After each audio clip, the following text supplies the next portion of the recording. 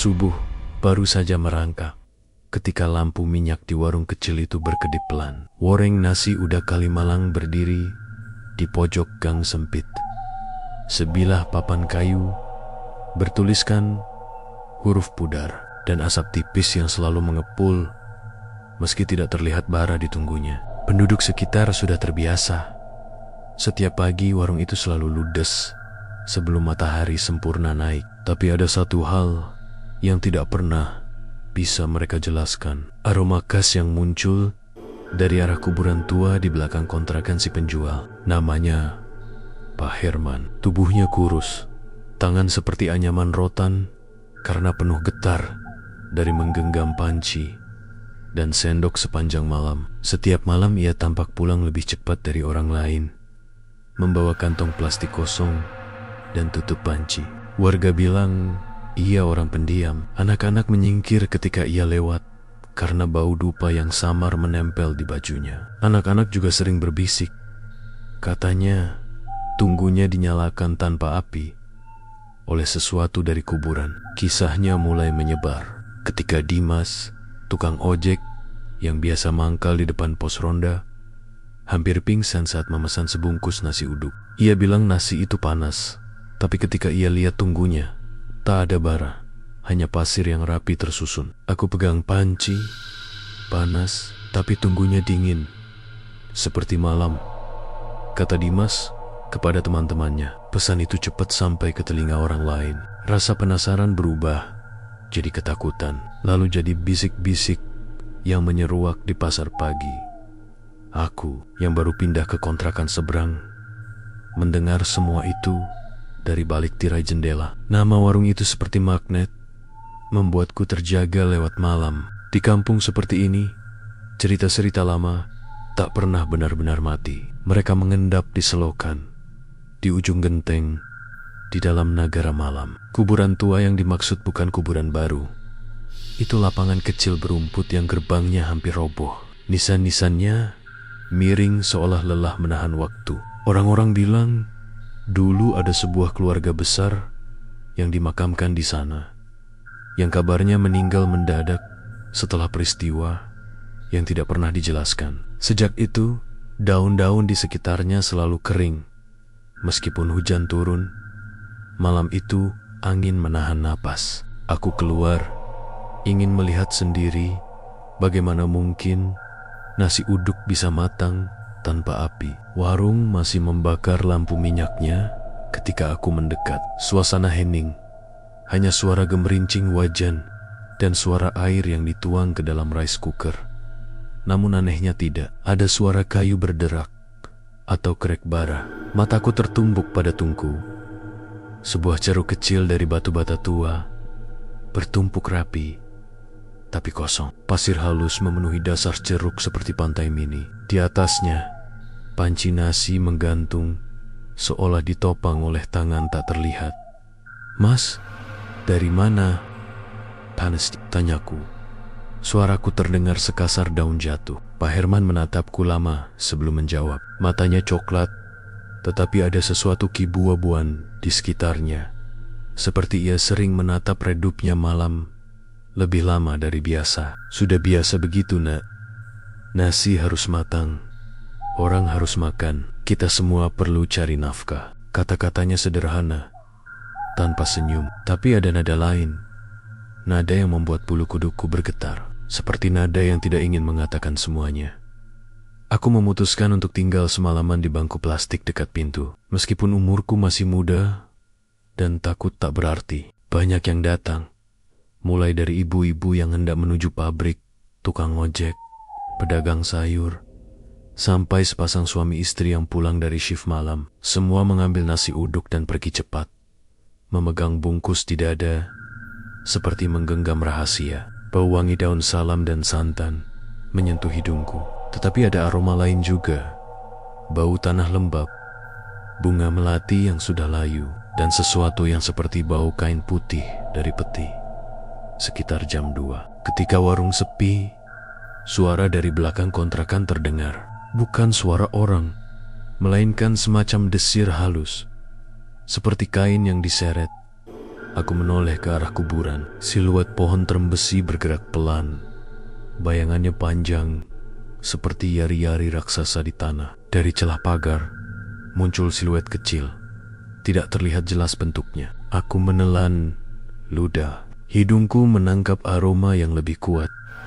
Aroma yang sama yang melingkupi warung, tetapi kali ini datang dari arah kuburan. Jelas dan tajam. Tanpa sadar, Pak Herman pun bergerak. Ia menutup panci, merapikan kain penutupnya, lalu berjalan ke arah gerbang kecil yang menghubungkan halaman rumah kontrakan dengan kuburan. Tubuhnya menggigil, namun langkahnya mantap, seperti orang yang sudah melakukan sesuatu berulang-ulang hingga tanpa sadar. Di balik gerbang, bayangan berkelebat. Aku ikut mengikuti dari keyahan, menahan napas. Di tengah kuburan, ada nisan tua yang lebih rendah dan hampir rata permukaannya. Di sana, Pak Herman duduk di bangku kayu kecil, menghadap nisan itu. Ia mengeluarkan sesuatu dari kantongnya.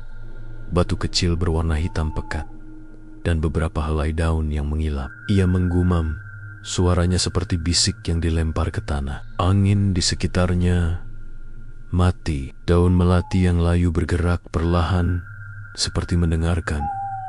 Aku tak mengerti kata-katanya. Bahasa yang diucapkannya tidak persis bahasa sehari-hari. Ada campuran nada lama, patah-patah, seolah memanggil sesuatu yang lebih tua dari kami.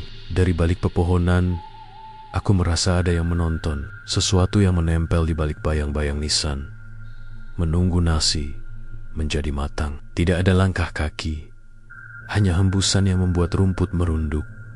Ketika Pak Herman selesai, ia menepuk tanah 3 kali dan menghadap ke arah rumah kontrakan. Sesaat kemudian, dari tanah, seperti ada kilau samar, bukan seperti api, tapi seperti kilau dari bara yang tak menyala. Udara di sekitar tungku di warung terasa panas, meski aku tahu di sana tidak ada api. Panci yang tadi dingin, kini mengeluarkan uap, dan nasi di dalamnya berputar pelan, seperti ada yang mengaduk dengan tangan yang tidak terlihat. Aku merasakan keinginan untuk lari, tapi juga rasa ingin tahu yang membelenggu. Malam itu, aku menyaksikan pelanggan berdatangan lagi. Namun, wajah mereka tampak berbeda. Matanya kosong, seperti tersedot sesuatu. Mereka mengambil nasi, mengucap terima kasih singkat, lalu pergi menunduk. Ada yang membawa pulang lebih dari biasanya. Ada yang menaruh sedikit porsi nasi di luar rumah, lalu menyalakan dupa sendiri di halaman. Seolah ritual itu menular. Keesokan paginya, ketika matahari menampakkan ujungnya, Dimas, tukang ojek, ditemukan terjatuh di depan warung. Ia tak sadarkan diri, namun napasnya masih ada. Di wajahnya ada bekas seperti jahitan halus tak terlihat dengan jelas, namun cukup untuk membuat orang-orang bergidik. Dalam tidurnya ia tersenyum, kata seorang tetangga sambil menutupi wajahnya, seperti orang yang melihat sesuatu yang tak ingin diceritakan. Berita itu menyebar lebih cepat daripada asap dari panci. Orang mulai bertanya, apa yang mereka lakukan saat makan nasi uduk itu? Apakah ada sesuatu yang mereka bayar selain uang? Aku sendiri semakin susah tidur. Bau harum nasi uduk kini selalu hadir dalam pikiranku, bercampur bau tanah dan melati layu. Ada rasa bahwa sesuatu sedang dipertukarkan. Sedikit santan, sedikit nyawa, atau mungkin hanya ingatan. Di malam berikutnya, aku berjanji pada diriku sendiri untuk tidak lagi mendekat. Namun suara wajan, aroma daun salam, dan desah angin dari kuburan seperti seruan yang tak terputus. Warung itu tetap laris, tetap ludes sebelum matahari benar-benar bangun. Dan di antara hiruk pikuk pagi, barang yang paling tenang adalah sebuah panci kecil yang selalu kembali ke tungku tanpa pernah ditunjukkan siapa yang menyalakannya. Aku pulang dengan langkah gontai, membawa 1 bungkus nasi uduk yang tak kusentuh sampai senja. Dalam bunyi sunyi rumah kontrakanku, aku menatap bungkus itu dan tercium lagi aroma yang sama, hangat, manis, dan ada sesuatu yang payau di ujungnya. Aku tak tahu Kapan rasa ingin tahuku berubah jadi beban? Atau kapan rasa takutku berubah jadi kewajiban untuk tahu lebih banyak? Malam-malam berikutnya, warung nasi uduk Kalimalang jadi mata uang baru di kampung kecil ini. Semua orang tampil beda, membeli roti sebuah rahasia. Dan kuburan tua di belakang kontrakan tetap diam, menunggu sesuatu yang tidak pernah tampak. Hanya terasa aroma dari kuburan lama yang setiap pagi ikut menghidupkan segenggam nasi uduk hangat. Dan mungkin sebuah perjanjian yang belum habis masa berlakunya. Di akhir ini, ketika lampu minyak di warung berkedip, aku tahu satu hal saja. Di suatu ketika, aku harus mencari asal aroma itu sebelum aroma itu mencari aku. Sejak malam itu, hidupku tidak pernah sama lagi. Setiap kali angin dini hari bertiup dari arah kuburan tua di belakang kontrakan Pak Herman, aromanya menembus jendela kamarku. Campuran antara wangi nasi uduk, tanah basah, dan sesuatu yang sulit dijelaskan. Seperti kain kafan yang baru diangkat dari liang. Semakin aku mencoba melupakan warung itu, semakin kuat rasa ingin tahuku. Warung nasi uduk Kalimalang masih buka seperti biasa, tapi ada perubahan kecil yang hanya aku perhatikan. Lampu minyak di pojokan kini selalu menyala sedikit lebih terang dari biasanya. Dan di dalam panci besar yang biasa menanak nasi, kadang terlihat bayangan samar seperti wajah seseorang yang sedang mengintip dari balik uap.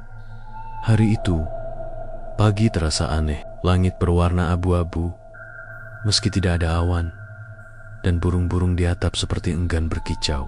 Aku keluar rumah dengan niat membeli sarapan, walau sebenarnya aku hanya ingin memastikan apa benar tungku itu tidak pernah padam. Saat aku mendekat, Pak Herman sudah di sana. Tangannya bergerak cepat, tapi matanya seperti kosong, tidak fokus pada nasi atau pelanggan. Beberapa ibu-ibu sedang mengantri, tapi mereka tidak banyak bicara.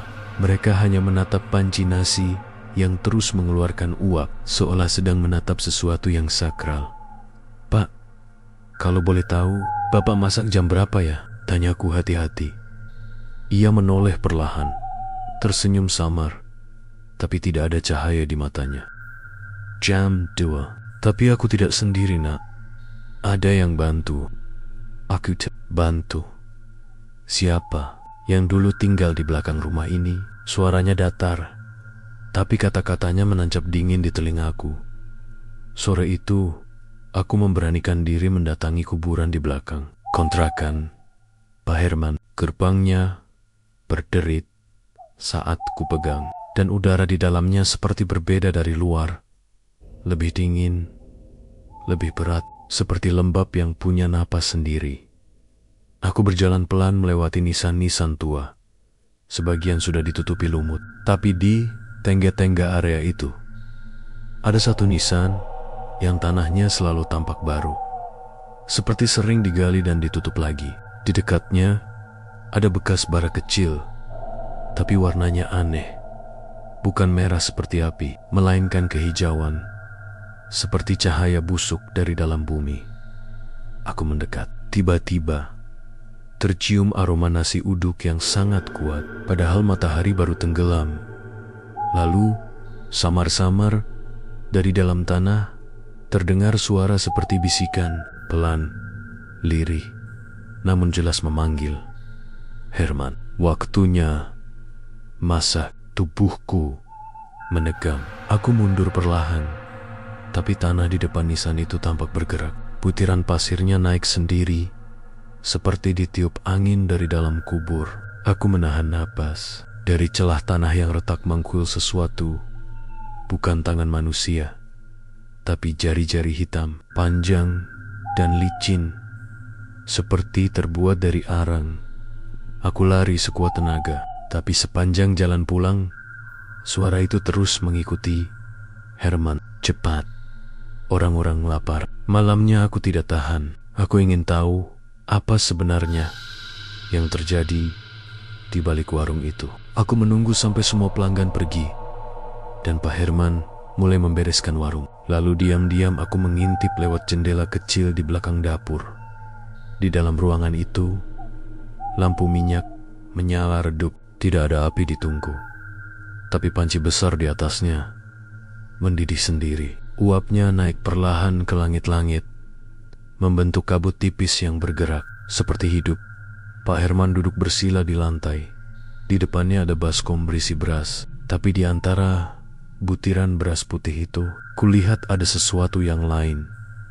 Potongan kecil hitam legam, seperti serpihan batu bara, dan selembar kain putih kotor yang digulung kecil-kecil. Ia mencelupkan tangannya, lalu berbisik pelan, "Yang lapar harus diberi makan, yang membantu harus diberi ganti." Saat itu, aku melihat sesuatu di belakangnya. Dari bayangan dapur, muncul sosok samar seperti perempuan. Tubuhnya kurus, rambutnya basah, menutupi wajah, dan bajunya robek seperti kain kafan. Ia berdiri tepat di belakang Pak Herman, menunduk, lalu menatap panci yang mendidih. Aku menutup mulut, menahan teriakan. Uap dari panci itu berubah warna, dari putih menjadi keabu-abuan, lalu mengeluarkan aroma tajam, seperti daging yang terbakar. Tapi Pak Herman terus mengaduk, tanpa menoleh, seolah sudah terbiasa dengan kehadiran sosok itu. "Sudah, Bu, jangan terlalu panas," katanya lirih. Dan anehnya, uap itu langsung mereda. Paginya, aku membeli seporsi nasi uduk dari warung itu, pura-pura tidak tahu apa-apa. Saat aku membawanya pulang, aroma nasi itu begitu kuat, lebih harum dari biasanya, tapi juga lebih una, seperti ada sesuatu di dalamnya. Aku membuka bungkusnya. Nasinya putih bersih, tapi ketika aku sendok, butiran nasinya terasa lebih berat. Di sela nasi itu, ada benda kecil berwarna hitam pekat, seperti serpihan batu atau arang. Tapi saat ku angkat lebih dekat, aku mendengar sesuatu.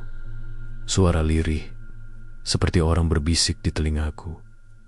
"Jangan buang, makan sampai habis." Aku menjatuhkan sendokku. Nasi itu bergetar pelan, lalu diam lagi. Aku menatapnya lama, sebelum akhirnya membuang seluruh bungkus ke tong sampah. Tapi anehnya, setelah itu, aroma nasi itu tidak hilang, justru semakin memenuhi rumah. Dan malam harinya, suara itu kembali. "Kenapa kau buang?" 2 hari kemudian, warga digegerkan kabar bahwa Dimas, tukang ojek yang dulu pingsan di depan warung, meninggal dunia. Tubuhnya ditemukan di kamarnya, dalam posisi bersila, dengan bekas nasi menempel di bibirnya. Di dekat jasadnya, ada bungkus nasi uduk yang masih utuh, tapi nasi di dalamnya berubah hitam legam, seperti abu. Sejak saat itu, orang-orang mulai takut. Tapi anehnya, warung Pak Herman justru makin ramai. Pelanggan berdatangan dari jauh, bahkan dari luar Kalimalang. Katanya, nasi uduknya punya rasa yang tidak bisa dijelaskan, membuat mereka ketagihan. Aku tahu sesuatu sedang salah. Setiap malam, aku mendengar suara dari arah kuburan. Bukan hanya bisikan, tapi seperti nyanyian, lirih dan berulang. Kadang diikuti suara langkah kaki di depan rumahku, lalu bau nasi yang terbakar. Sampai suatu malam, saat aku hampir tertidur, pintu rumahku diketuk 3 kali. "Tok, tok." Aku menahan napas. "Si?" tanyaku pelan. Tidak ada jawaban, hanya bau nasi uduk yang makin kuat memenuhi kamar. Aku menatap jendela. Dari sela tirai, terlihat cahaya kehijauan menari pelan di udara. Dan di tengah cahaya itu, kulihat bayangan Pak Herman berdiri di depan rumahku, memegang panci nasi yang masih mengepul. Tapi tidak seperti manusia lagi. Kulitnya pucat, matanya hitam seluruhnya, dan dari balik bajunya, seperti ada sesuatu yang bergerak di dalam. Seperti tenggen-tenggen kecil yang mencoba keluar dari tubuhnya. Ia tersenyum. "Kau Banak, makan sedikit saja, supaya kau tahu rasanya hidup di antara yang lapar." Malam itu, aku tak berani keluar. Dan ketika aku terbangun keesokan paginya, di depan pintuku sudah ada satu bungkus nasi uduk hangat, dan di atasnya tergeletak sehelai bunga melati basah.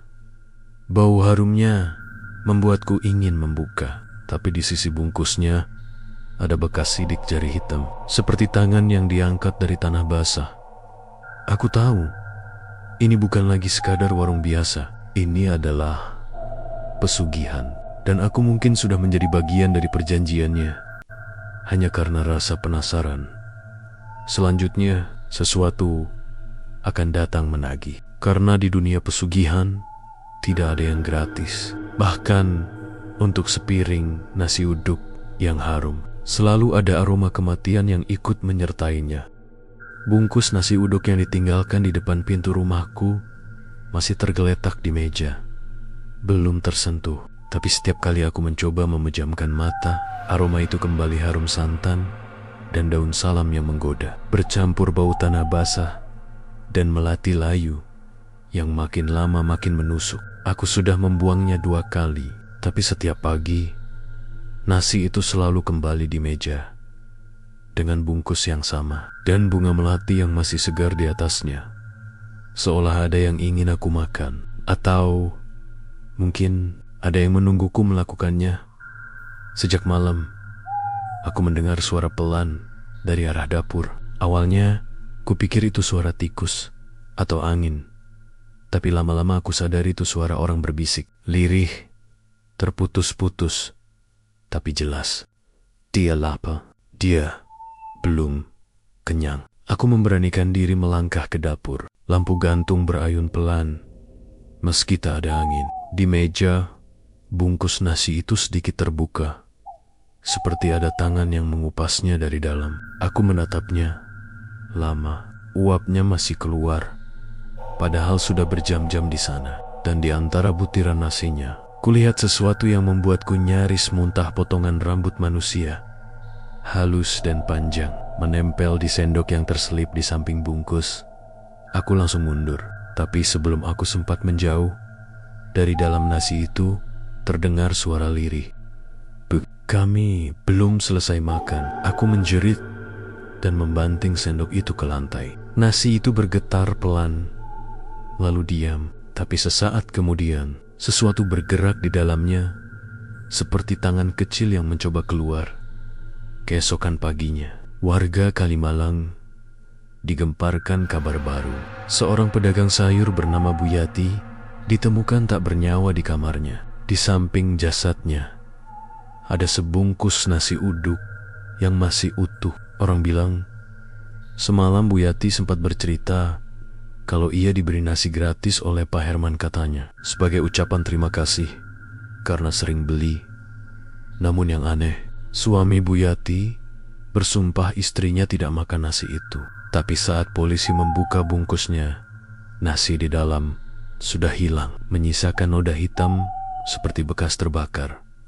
Sejak itu, warung Pak Herman sepi, tapi bukan karena orang berhenti datang, melainkan karena Pak Herman menghilang. Warungnya terkunci, lampu minyak di dalam padam, tapi setiap malam, dari dapurnya terdengar suara panci mendidih. Tak ada orang di dalam, tapi uap putih tetap keluar dari sela atap seperti biasa. Warga mulai takut. Ada yang bilang Pak Herman mati. Ada juga yang bilang dia sudah diambil yang memberi. Tapi satu hal yang pasti, aroma nasi uduk tetap menyebar tiap dini hari. Dan bagi siapapun yang menghirupnya terlalu lama, katanya mereka akan bermimpi aneh. Aku pun tak luput. 3 malam berturut-turut, aku bermimpi berada di dapur Pak Herman. Panci besar itu mendidih, dan di dalamnya bukan nasi melainkan wajah-wajah orang yang aku kenal di kampung ini. Mereka memanggil namaku satu persatu, pelan tapi menyayat. Tolong kami ikut dimasak. Setiap kali aku mencoba kabur, aku terpeleset oleh sesuatu yang licin di lantai. Saat ku tatap, itu bukan air, tapi cairan hitam pekat seperti darah yang sudah mengering. Dan di ujung dapur berdiri sosok Pak Herman dengan wajah yang bukan wajah manusia lagi.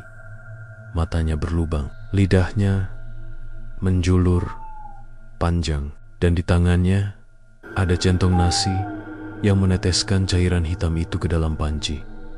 Ia menatapku, tersenyum tanpa bibir. "Sudah waktunya kau bantu aku, nak." Tungkuku mulai dingin.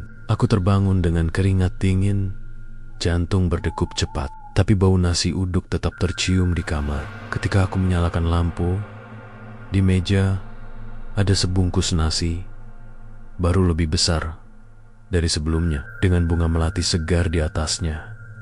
Akhirnya, aku memutuskan untuk menyelidiki sendiri. Aku menunggu hingga lewat tengah malam, membawa senter, dan memberanikan diri menuju warung Pak Herman. Gerbangnya setengah terbuka, seperti menunggu seseorang masuk. Begitu aku melangkah ke dalam, hawa dingin langsung menyergap. Warung itu kosong, tapi di atas meja masih ada peralatan memasak. Panci besar di tungku tetap berada di tempatnya, dan anehnya, dari dalamnya terdengar suara mendidih pelan. Aku membuka tutupnya dengan tangan gemetar. Uap tebal menyambar wajahku, membuatku batuk. Tapi ketika kabut itu menghilang, isi panci membuatku hampir kehilangan akal. Bukan nasi, bukan, melainkan tanggen-tanggen manusia, kering dan hangus, mencengkeram dari dasar panci. Di antara yari-yari itu ada wajah Pak Herman menatapku dari dalam uap. Matanya terbuka lebar, namun tidak bernyawa. Ia tidak berteriak, tapi dari mulutnya keluar suara yang tidak seharusnya dimiliki manusia. "Lanjutkan." "Mereka masih lapar." Aku mundur dengan panik, hampir terjatuh. Tapi langkahku tertahan ketika suara di luar mulai terdengar, suara langkah kaki banyak orang. Serempak, berat, dan pelan. Aku menoleh ke jendela. Puluhan sosok berdiri di luar warung, rambut mereka panjang dan basah. Wajah mereka pucat, dan matanya kosong. Mereka semua membawa bungkus nasi uduk di tangan, dan perlahan mereka membuka bungkus itu bersamaan. Dari dalam setiap bungkus keluar uap putih, lalu berubah menjadi kabut hitam yang melayang masuk ke dapur menuju panci. Aku berlari keluar, menembus kerumunan sosok-sosok itu. Mereka tidak menoleh, hanya menatap panci yang kini menyala sendiri dengan api hijau menyala-nyala. Kuburan di belakang kontrakan bergetar, tanahnya pecah, dan dari dalamnya muncul cahaya yang sama.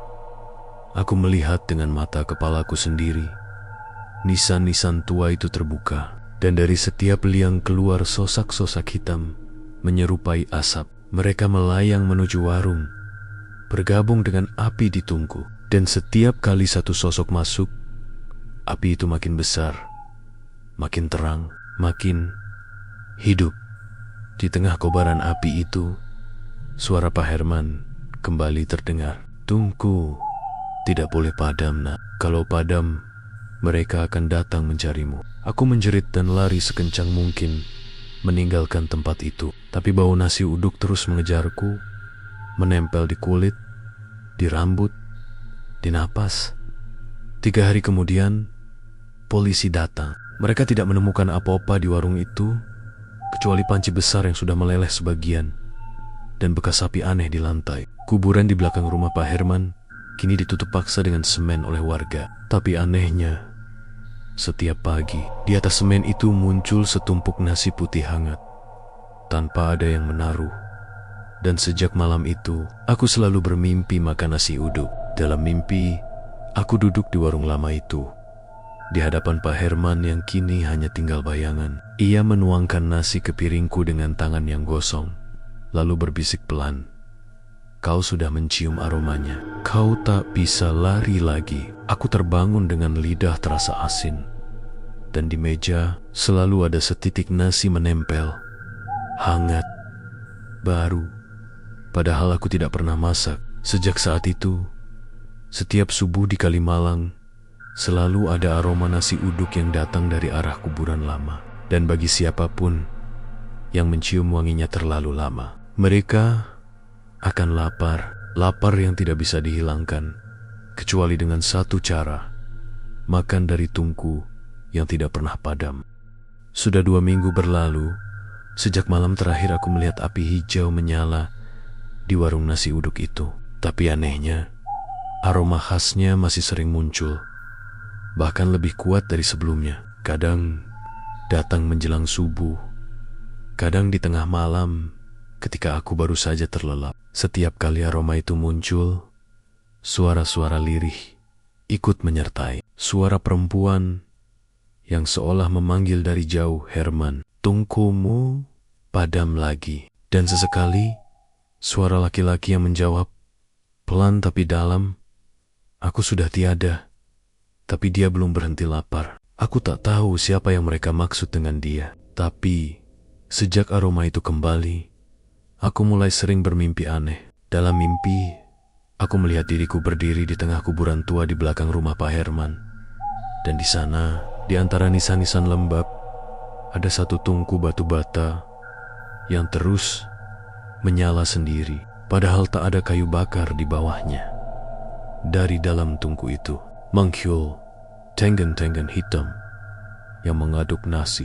Lalu muncul sepasang mata merah menyala di antara uapnya, menatap langsung ke arahku. Malam itu, aku tak sanggup tidur. Hujan turun deras, petir sesekali menyambar, dan angin dari arah kuburan membuat genteng rumahku bergetar. Aku menutup jendela rapat, tapi suara aneh terus terdengar dari arah dapur. Seperti ada yang sedang menanak nasi. Tak mungkin, pikirku. Aku tak punya tungku. Namun saat ku dekati, dapurku benar-benar penuh uap putih. Aku menelan ludah.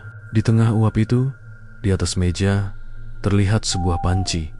Mirip panci milik Pak Herman. Hanya saja panci ini berkarat dan basah, seperti baru digali dari tanah.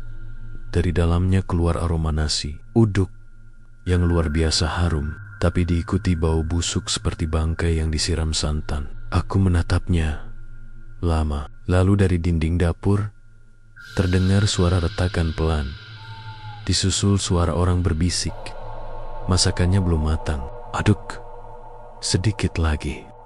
Aku, retakan di dinding semakin melebar, dan dari celahnya menetes cairan hitam pekat, seperti darah bercampur minyak. Aku langsung mundur, tapi langkahku berhenti ketika panci itu bergoyang sendiri. Tutupnya terbuka perlahan, dan dari dalam uapnya muncul bayangan kepala manusia, pucat, dengan mata kosong dan mulut menganga. Kepala itu berputar perlahan ke arahku, lalu berbicara, "Giliranmu menjaga tungku, nak." Setelah kejadian itu, aku mulai kehilangan arah. Setiap kali mencium aroma nasi uduk dari kejauhan, tubuhku bereaksi aneh. Perutku langsung lapar, kepalaku pening, dan dalam hati muncul dorongan untuk pergi ke arah bau itu, seolah ada sesuatu yang memanggil. Suatu malam, aku menuruti naluri itu. Aku berjalan tanpa sadar keluar dari rumah, tanpa sandal, tanpa payung, di bawah gerimis. Aroma itu memanduku menyusuri gang Kalimalang yang sepi, sampai akhirnya aku tiba di tempat yang tidak seharusnya lagi ada, warung Pak Herman. Padahal seminggu sebelumnya warga sudah membongkarnya habis, menutup tanahnya dengan semen, dan menancapkan papan bertuliskan, "Dilarang mendirikan bangunan di sini." Tapi malam itu, warung itu kembali berdiri utuh seperti semula. Papan namanya tergantung miring. Lampu minyak menyala, dan di depan warung ada sosok yang sedang duduk membelakangi jalan, memakai baju yang sama seperti milik Pak Herman. "Pak," suaraku bergetar. Ia tidak menoleh. Tangannya sibuk mengaduk panci besar yang mendidih tanpa api. Uapnya menebar ke udara, lalu membentuk kabut yang menggantung rendah di sekelilingku. Aku melihat sesuatu di dalam kabut itu. Wajah orang-orang kampungku, Bu Yati, Dimas, bahkan beberapa pelanggan lama warung. Mereka semua tersenyum aneh. Mata mereka kosong, tangan mereka memegang bungkus nasi uduk. Mereka berdiri diam, membentuk lingkaran, mengelilingi warung itu seperti ritual. Dari dalam panci, keluar tangan hitam, menggenggam sendok nasi, lalu menunjuk ke arahku. Yang belum makan harus ikut masak. Aku ingin lari, tapi kaki seperti dipaku. Tiba-tiba tanah di bawah warung berguncang, dinding kayu bergeser, papan-papannya berderit keras, dan aku sadar sesuatu. Warung itu tidak berdiri di atas tanah seperti biasa. Dasarnya pelan-pelan tenggelam, turun ke dalam bumi, ke arah kuburan lama di belakang kontrakan. Aku berusaha mundur, tapi tangan-tangan hitam muncul dari tanah, menggenggam pergelangan kakiku. Kulitnya dingin, seperti besi, dan licin, seperti lumpur. Aku menjerit, menarik diri, tapi tarikan itu semakin kuat, menyeretku ke arah tungku besar di tengah warung.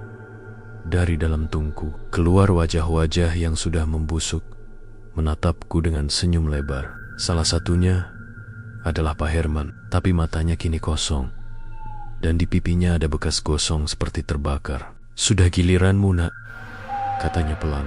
"Yang dari atas sudah selesai, sekarang yang dari bawah gantian."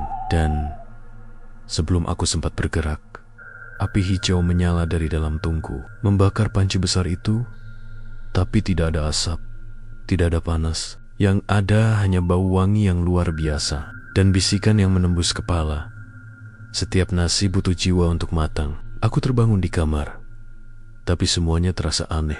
Udara di sekeliling begitu dingin, dan jendela tertutup rapat. Di meja, bungkus nasi uduk itu masih ada, tapi kini warnanya berubah keabu-abuan, seperti abu yang dicetak ulang. Aku mencoba membuka pintu rumah, tapi begitu keluar, aku terpaku. Seluruh gang Kalimalang sunyi. Tak ada orang, tak ada kendaraan, tak ada suara ayam atau anak kecil. Hanya kabut putih menutupi jalan, dan dari ujung gang terdengar suara wajan berdenting pelan, berulang-ulang, seperti suara orang menggoreng. Aku mengikuti suara itu sampai ujung gang, dan di Senawa, di tempat kuburan lama, aku melihat warung itu kembali berdiri. Tapi kali ini seluruh bangunannya tampak gosong dan berasap. Di depan warung ada papan baru bertuliskan, "Warung Nasi Uduk Kalimalang. Buka setiap subuh.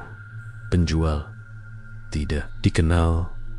Aku menatap ke dalam warung. Di balik uap nasi yang tebal, kulihat seseorang sedang menanak dengan khusyuk, tapi tubuhnya setengah hitam, seperti terbakar dari pinggang ke bawah. Rambutnya panjang dan kusut, tapi suaranya lembut, seperti suara perempuan. Ia menatapku sebentar dari balik uap, lalu tersenyum. "Pak Herman sudah istirahat. Sekarang aku yang menjaga tungku." Aku ingin bertanya, siapa dia? Tapi sebelum sempat bicara, seluruh kabut menelan pandanganku. Dan saat kabut itu reda, warung itu sudah hilang lagi. Hanya tersisa tungku batu bata yang masih mengeluarkan asap tipis dan aroma nasi uduk hangat.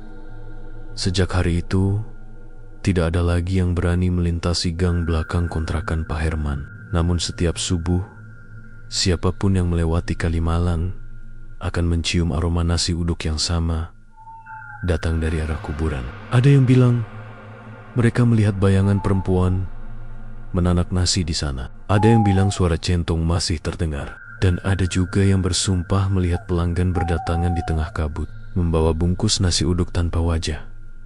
Aku sudah pindah jauh dari sana. Tapi tetap saja, di tempat baruku, kadang aku masih mencium aroma yang sama setiap dini hari. Dan anehnya, setiap kali itu terjadi, aku selalu menemukan sebutir nasi di lantai rumahku. Hangat, baru matang, entah dari mana datangnya. Warung nasi uduk Kalimalang kini hanyalah cerita bagi sebagian orang, tapi bagi yang pernah mencium aromanya, mereka tahu tungku itu tidak pernah padam. Dan setiap nasi yang dimasak di dunia ini barangkali masih diaduk oleh tangan dari dalam kubur.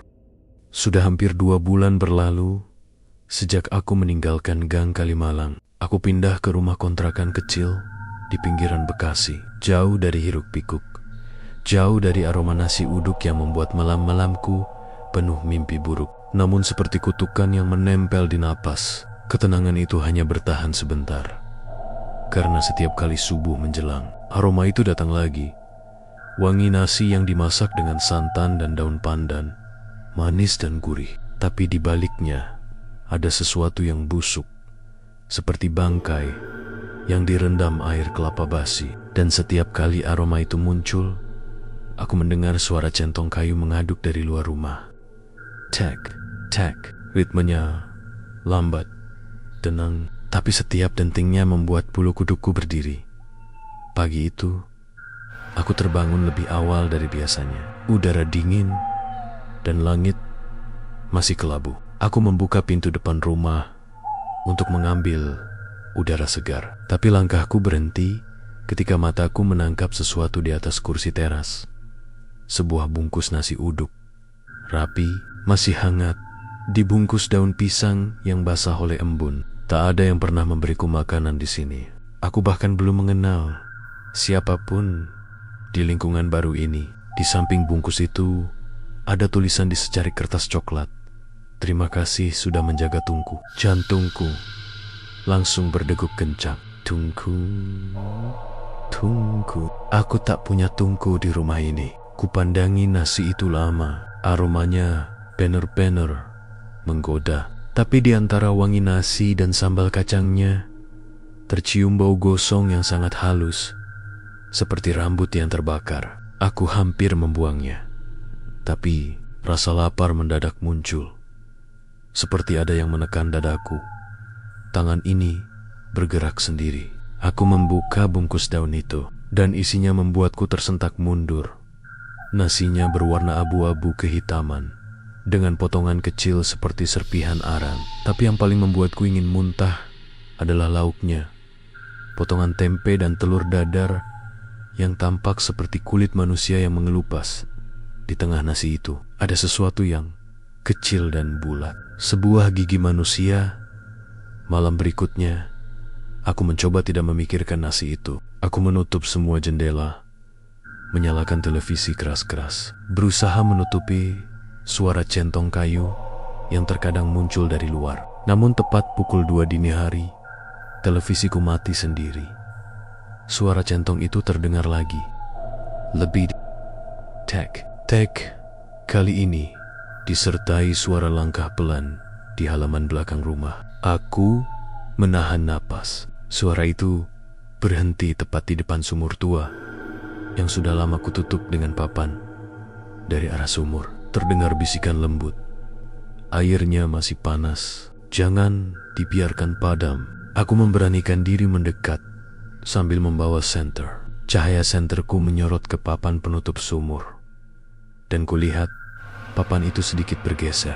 Dari celah kecilnya keluar uap putih seperti asap nasi baru matang. Aku mundur satu langkah, tapi dari bawah sumur tiba-tiba muncul tangan kurus, hitam, dengan kuku panjang berlumur tanah, menggenggam ujung papan. Aku menjerit, tapi tangan itu cepat sekali menarik papan ke dalam lubang. Lalu terdengar suara sesuatu yang mendidih dari dasar sumur, diikuti aroma nasi uduk yang sangat kuat. Dan dari dalam kegelapan sumur itu muncul suara yang tidak asing lagi. Masakan berikutnya belum selesai. Aku langsung lari masuk rumah, mengunci pintu dan bersembunyi di kamar. Namun sepanjang malam, suara centong itu masih terdengar, berpindah-pindah. Kadang dari dapur, kadang dari bawah ranjangku. Pagi berikutnya, aku nekat bercerita pada tukang ojek langganan yang sering lewat depan rumah. Namanya Bang Darto. Orangnya ramah dan suka ngobrol. Awalnya, dia tertawa mendengar ceritaku. Tapi saat kusebut soal nasi uduk dan aroma yang muncul menjelang subuh, wajahnya langsung berubah pucat. Ia menatapku serius. Mas, jangan buka pintu kalau dengar centong ngaduk subuh-subuh. Itu bukan manusia. Aku tercengang. Kok bisa, Bang? Bang Darto menatap ke arah belakang rumahku, lalu bercerita. Dulu, sebelum kompleks ini dibangun, daerah ini bekas tanah kubur massal korban banjir tahun 1990-an. Katanya, ada warung nasi di ujung jalan yang gak pernah kebanjiran, padahal yang lain tenggelam semua. Warga curiga pemilik warung itu punya pesugihan tungku. Mereka bilang, setiap malam Jumat, dia masak nasi pakai uap dari mayat yang dikubur di bawah warungnya. Aku membak, kata Tungku lagi. Waktu orang-orang bongkar warung itu, katanya ketemu panci yang masih panas. Padahal pemiliknya udah meninggal 3 hari sebelumnya. Sejak itu, setiap kali ada yang buka warung baru di sekitar sini, pasti ada nasi uduk yang muncul di depan rumah. Pertanda Tungkunya nyari penjaga baru. Aku langsung merinding hebat. Bang Darto menepuk bahuku pelan. Kalau besok nasi itu muncul lagi, jangan dibuang, tapi bakar bungkusnya dan jangan dilihat lama-lama. Aku mengikuti nasihat Bang Darto. Tapi malam ketiga adalah malam terpanjang dalam hidupku. Sekitar pukul 3 dini hari, aroma nasi itu kembali datang. Kali ini lebih kuat, lebih menekan. Udara di rumahku jadi panas, meski kipas angin berputar kencang.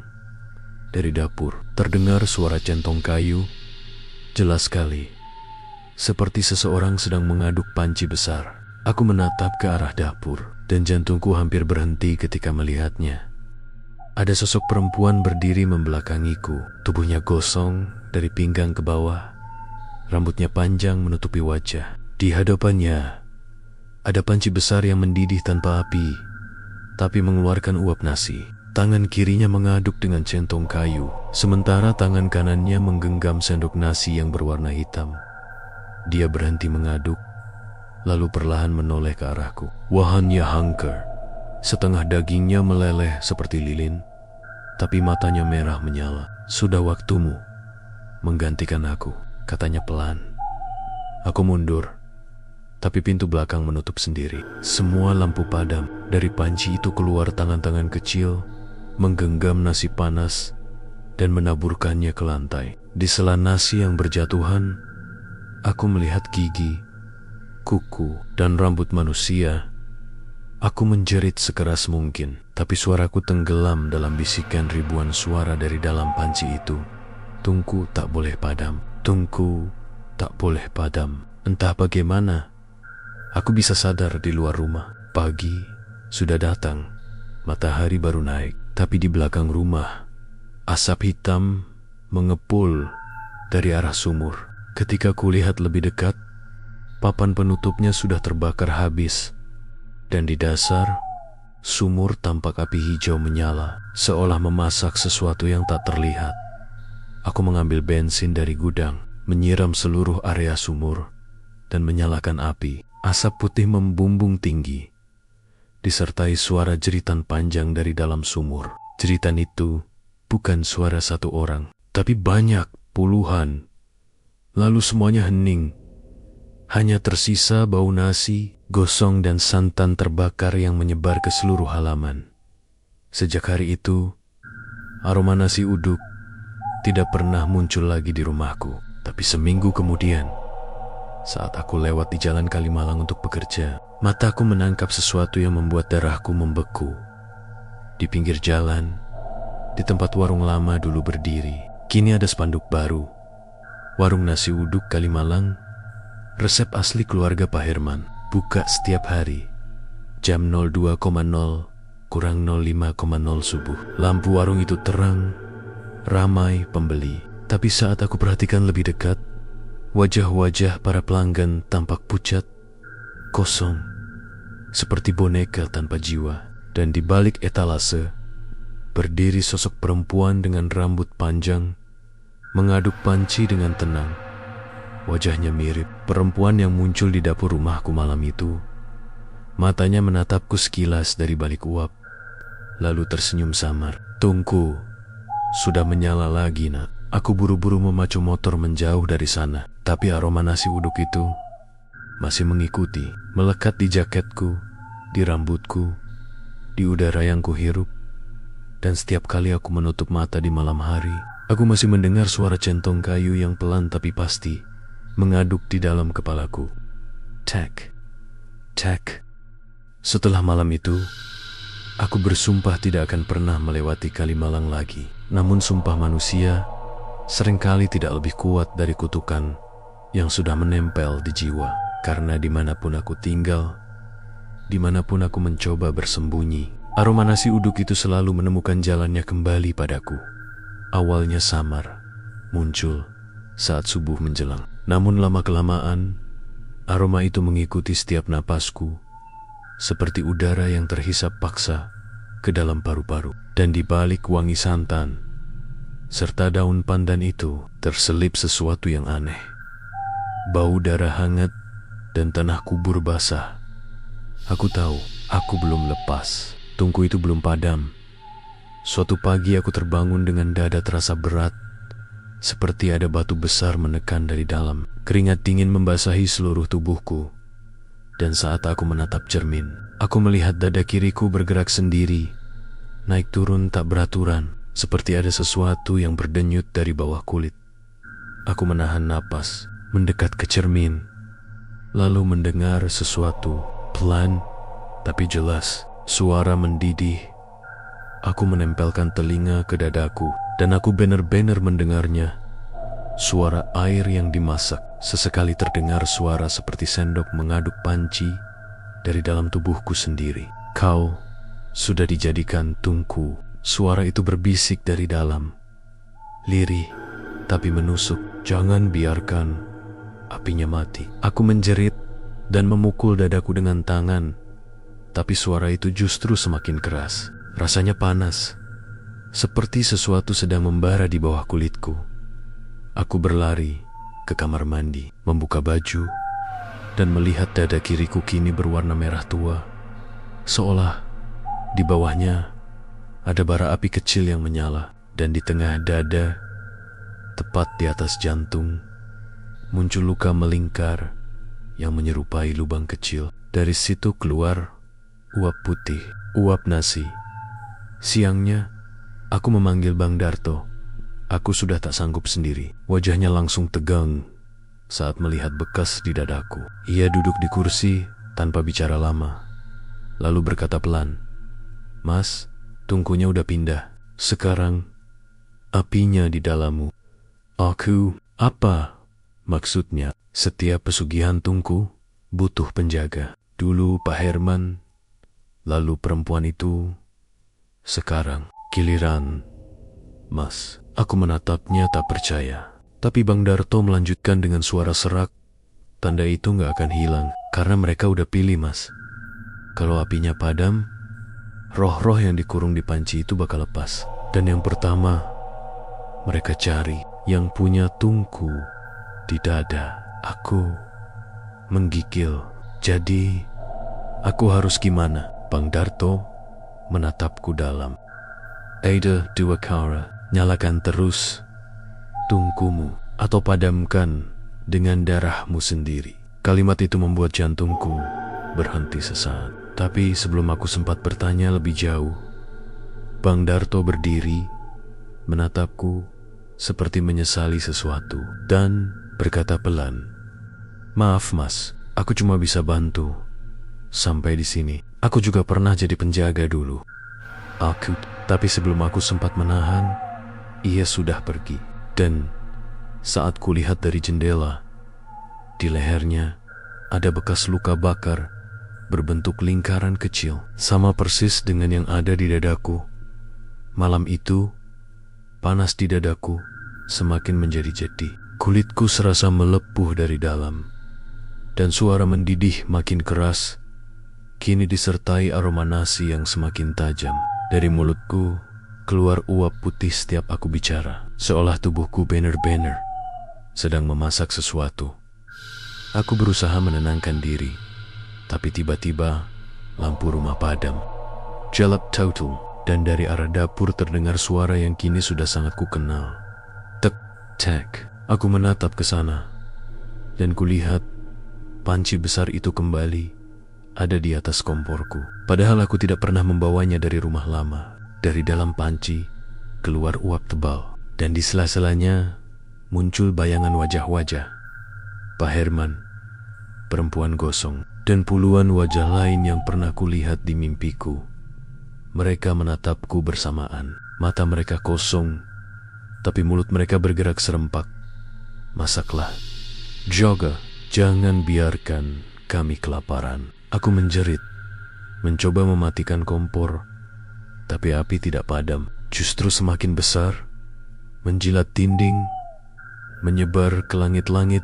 Dari panci itu muncul tenggen-tenggen hangus yang mencengkeram meja, dan salah satu dari tangan itu meraih pergelangan tanganku. Seketika panasnya masuk ke tubuhku. Aku berteriak kesakitan. Kulit lenganku melepuh, dan aku bisa merasakan sesuatu mengalir dari tangan ke dada, seperti cairan mendidih yang hidup. Lalu api di kompor padam, tapi dari dadaku kini keluar asap putih, dan di dalamnya aku bisa melihat bayangan panci berputar pelan seperti jantung kedua. Hari-hari berikutnya aku tidak bisa tidur. Setiap kali aku memejamkan mata, aku berada di dapur, gelap dengan tungku menyala. Di sekelilingku berdiri sosak-sosak tanpa wajah, menatapku dalam diam. Dan dari dalam tubuhku, aku bisa mendengar bisikan mereka. Masaklah, atau kami akan masak kau.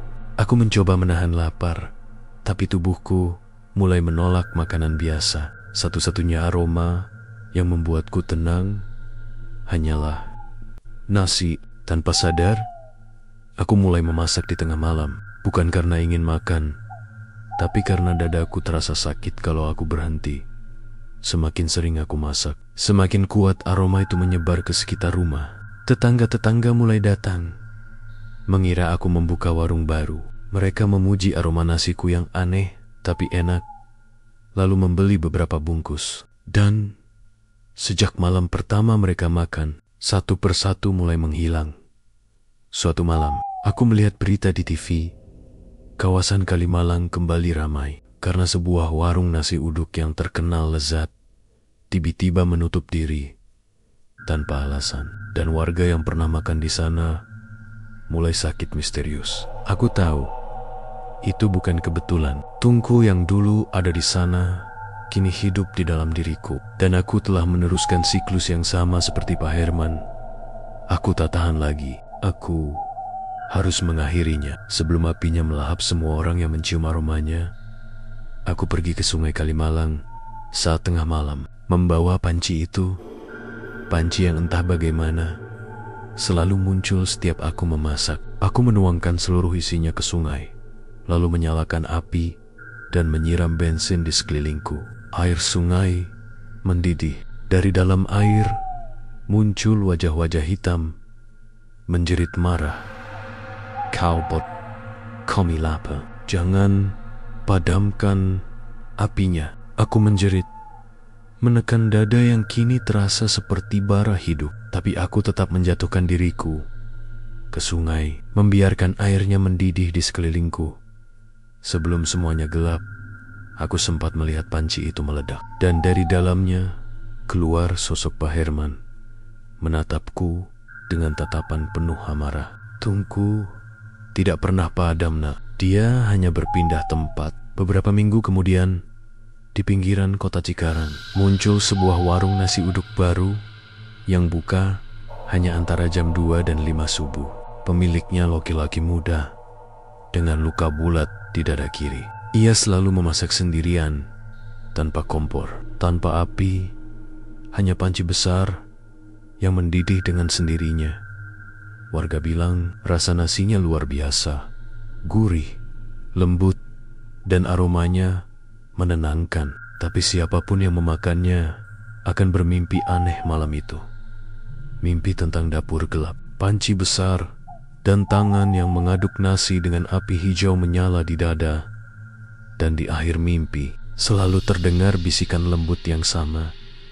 Tungku hidup di dalam darahmu. Jangan biarkan apinya padam. Aroma dari kuburan lama belum berakhir. Karena setiap kali seseorang memasak dengan hati yang gelap, tungku itu akan kembali menyala.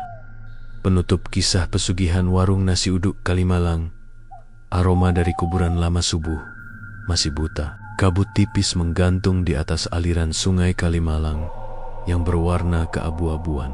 Dari kejauhan, samar-samar terdengar suara centong kayu mengaduk panci besar. Tek, tek, ritmenya tetap pelan tapi pasti, seperti detak jantung yang tak pernah berhenti. Warung nasi uduk di pinggir jalan itu kembali buka, tapi kali ini tidak ada Pak Herman, tidak ada perempuan gosong. Yang berdiri di balik panci adalah aku.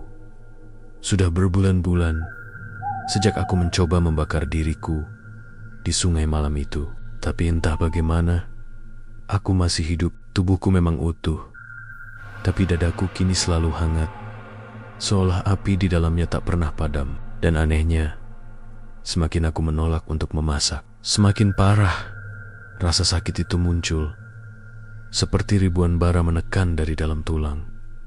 Aku tidak punya pilihan lain. Tangku itu sudah menjadi bagian dari tubuhku, dan aku harus terus memasak. Pagi itu, pelanggan-pelanggan baru mulai berdatangan. Mereka bukan wajah yang kukenal. Beberapa pekerja malam, sopir truk, pedagang sayur. Mereka datang karena satu hal, aroma nasi uduk yang menggoda dari jauh. Aku melayani mereka seperti biasa, bungkus demi bungkus. Tapi huku tahu, nasi yang mereka makan bukan nasi biasa. Setiap kali aku menanak beras, aku melihat uap dari panci membentuk wajah-wajah yang berteriak. Dan setiap kali seseorang membayar, wajah itu perlahan lenyap, seolah satu jiwa lagi terserap ke dalam api. Namun, aku sudah tidak takut. Aku sudah mati rasa. Yang tersisa hanyalah rasa lapar. Bukan lapar perut, tapi lapar akan keheningan. Satu-satunya waktu di mana suara mendidih di dadaku berhenti adalah ketika aku selesai memasak. Dan itu hanya berlangsung beberapa menit sebelum aroma santan kembali muncul dari pori-poriku sendiri. Suatu malam, seorang lelaki datang ke warungku. Wajahnya tirus, matanya sayu, dan ia memakai jaket lusuh yang menutupi lehernya. Tapi aku bisa melihat ada luka bulat hitam di sana, sama seperti bekas di dadaku. Ia duduk tanpa bicara lama, lalu berkata pelan, "Kau masih hidup?" Ya, aku menatapnya tajam. Bang, dot. Ia, wajahnya kini terlihat lebih tua. Matanya merah, seperti orang yang tidak tidur selama berhari-hari. Aku sudah lama nyari kau. Api di tubuhku sudah padam, tapi api di tubuhmu masih menyala. Aku menggenggam centong kayu erat-erat. Kenapa kau datang? Bang Darto menatap ke arah panci mendidih di depanku. Karena tungku itu makin kuat. Dulu cuma butuh satu penjaga, sekarang butuh dua. Kalau dibiarkan, dia bakal meluas. Dari warung ke jalan, dari jalan ke rumah, dari rumah ke kota. Aku tertawa getir. Dan apa yang bisa kita lakukan? Api ini tak bisa padam, Bang. Aku sudah coba, tapi dia tetap hidup di dalamku. Bang Darto diam sebentar, lalu mengeluarkan sebuah botol kecil dari sakunya. Cairannya berwarna merah gelap, seperti darah. Ini air dari kuburan lama di belakang rumah kontrakan Pak Herman. Air yang dulu dipakai untuk membangunkan tungku pertama. Kalau kau minum ini, kau bisa memutus ikatannya. Tapi risikonya, aku menatapnya. Aku mati. Ia mengangguk. Pelan, bukan cuman mati. Kau akan ditarik ke dalam tungku itu, jadi bagian dari apinya. Malam itu, setelah semua pelanggan pergi, aku duduk sendirian di depan panci besar itu. Uapnya keluar perlahan, berputar di udara, seperti kabut hidup. Dari dalam Nia, terdengar suara-suara. Jangan padamkan kami. Kami masih lapar. Masaklah lagi. Aku membuka botol kecil itu dengan tangan gemetar. Aroma tanah basah bercampur darah memenuhi hidungku. Aku tahu ini bukan air biasa. Aku tahu begitu ku telan tak akan ada jalan kembali. Tapi entah kenapa aku tersenyum. Untuk pertama kalinya Aku ingin menjadi api itu, bukan lagi pelayan. Aku ingin mengakhiri semuanya. Untuk Pak Herman, untuk perempuan gosong itu, untuk setiap arwah yang terjebak di dalam nasi uduk ini. Aku menenggak seluruh isinya. Cairan itu dingin di tenggorokan, tapi begitu sampai di dada, rasanya seperti ada bara merah yang meledak dari dalam. Dadaku terbakar. Aku jatuh tersungkur, menggeliat di lantai sambil menahan rasa panas yang menembus tulang dari luka di dadaku. Keluar asap putih pekat, diikuti kobaran api hijau yang meloncat ke arah panci. Warungku berubah menjadi lautan api, tapi anehnya, aku tidak merasakan sakit lagi. Tubuhku ringan, tapi mataku masih bisa melihat. Dari balik nyala api, muncul wajah-wajah yang dulu terjebak. Pak Herman, perempuan gosong, para pelanggan yang hilang. Mereka tersenyum. Tungku sudah kenyang. Lalu semuanya meledak. Pagi hari, warga Kalimalang menemukan warung nasi uduk itu hangus total. Tak ada yang tersisa selain panci besar di tengah puing, masih hangat dan beruap tipis. Yang aneh, di sekitar panci itu tumbuh bunga melati liar dalam jumlah banyak, mekar sempurna di tanah yang hitam terbakar.